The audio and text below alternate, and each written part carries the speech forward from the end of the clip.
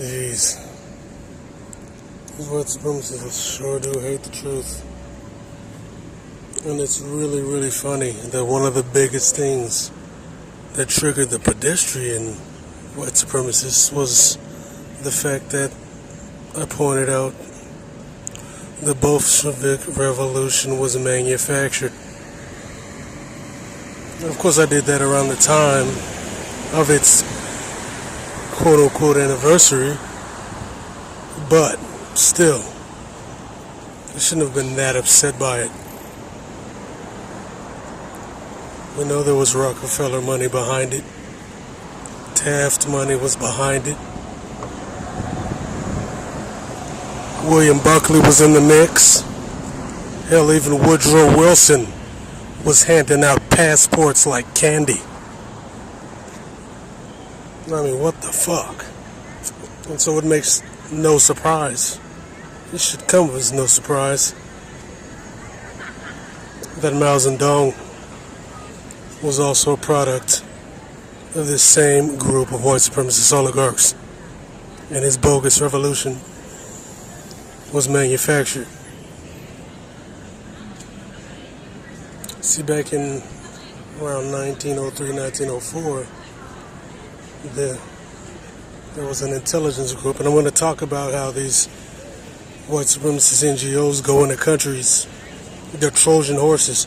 These white supremacist fake-ass NGOs are Trojan horses. I've hinted at this when I talked about the NAACP, which was created by the white supremacist Jew to spy on blacks to report it to the white supremacist non-Jew.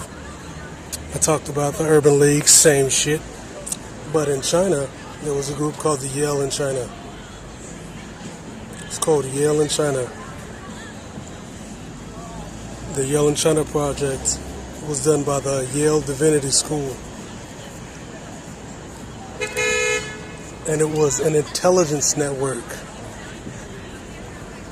It was an intelligence network that hated the fact that Sun Yat-sen, I always call him Sao Yun-fat or some stupid shit, but there was a guy named Sun Yat-sen, and his group was a bunch of Democratic Republicans.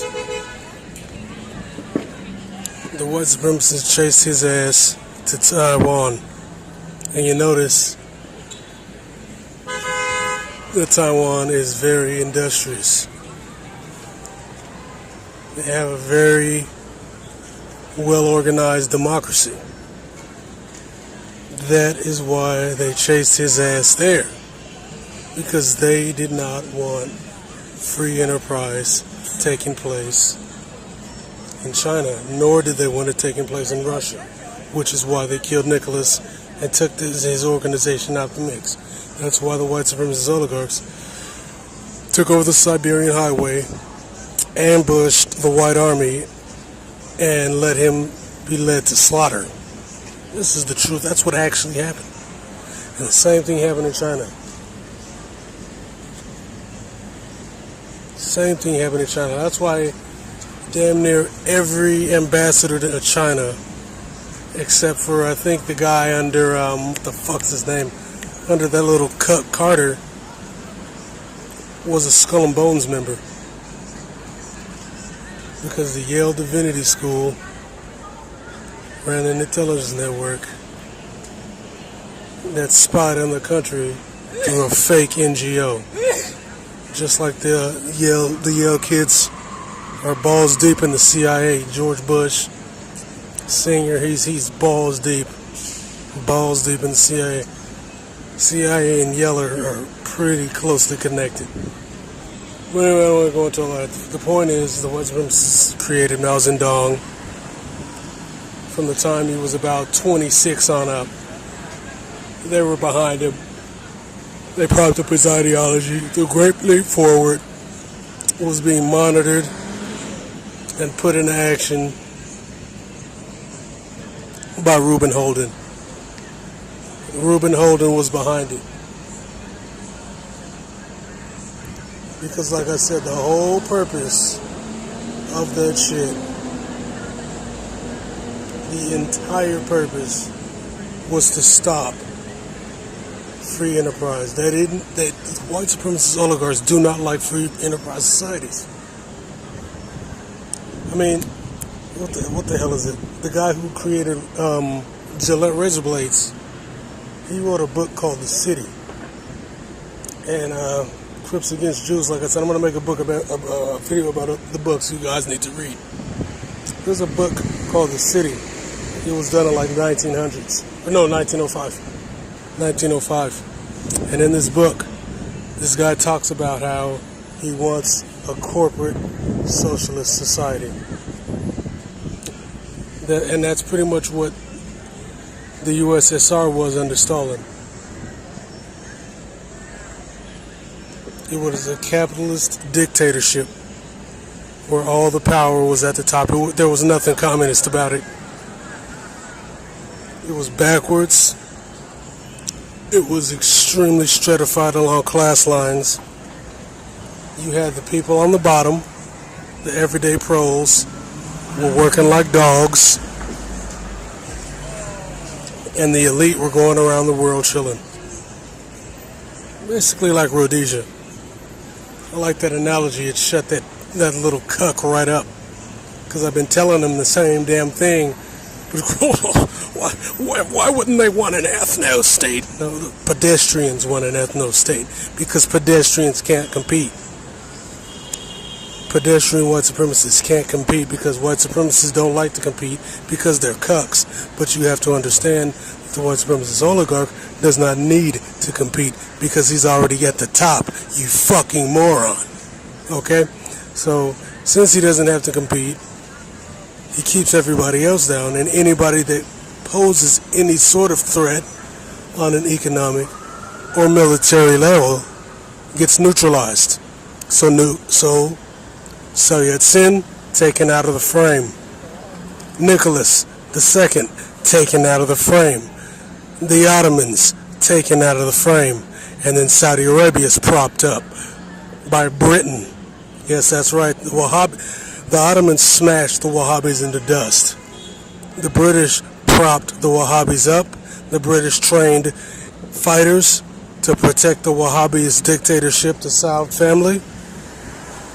The white supremacists propped up the Zionists for the same fucking reason. When the Soviets got too much out of control and got out of their league, the Brits started backing their little pet project of the Israelis. And it worked out great for the American white supremacists because they had access to the Suez. They dominated the trade routes along with Britain.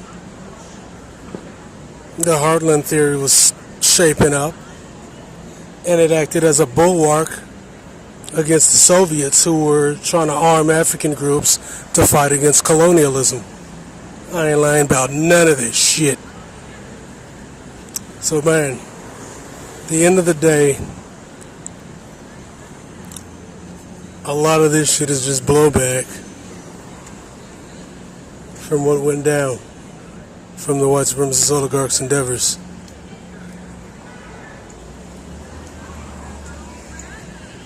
All these fucked up dictators, Pol Pot, white supremacist oligarchs, Mao Zedong, white supremacist oligarchs, Saddam Hussein, white supremacist oligarchs, the Taliban, white supremacist oligarchs, ISIS, white supremacist oligarchs, the Israeli ethno-state, white supremacist oligarchs, the Bolsheviks, Stalin, Lenin, Trotsky, white supremacist oligarchs, Adolf Hitler, white supremacist oligarchs, all of them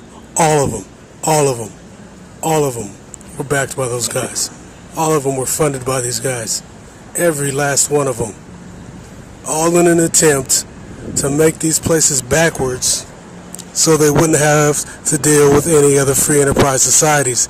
Like I said, it's pretty much a global confederacy, and they're trying to come out on top. I said this years ago. Literally years ago. If people want to act like I'm crazy, oh, what is he talking about? This makes no sense. They don't care about bottom feeders. You little pedestrian bottom feeding cucks are irrelevant unless they need you. Pedestrian white supremacy is a butter biscuit to keep you idiots in line. If you get out of line, like I said, the Ludlow massacre is a good example of what happens to you. Waco is a good example of what happens to you. We all saw the tank. We all saw us shoot the fucking thing into the place and it blew the fuck up. But according to them, it was gas leak or some shit. We all know how the game is played. Another example is, where was that place? I forget what hotel it was. They had the white guy crawling across the floor and then it blew his fucking brains out with an SKS. He clearly wasn't a threat, but they killed him any damn way. So they string you along as much as they need to, but if you get out of line, they'll stomp right on your fucking face just as quickly as they will ours. I already know this, and I've been saying this for years. But at the end of the day, the big bad boogeyman ain't the fucking Jews. The Jews do their little dirt. They're taking advantage of this situation while they can. Smart move. It is what it is. But we all know who really runs the show. And it's regular non-Jewish white people with the most fucking resources. And that's all I got to say. Bitch.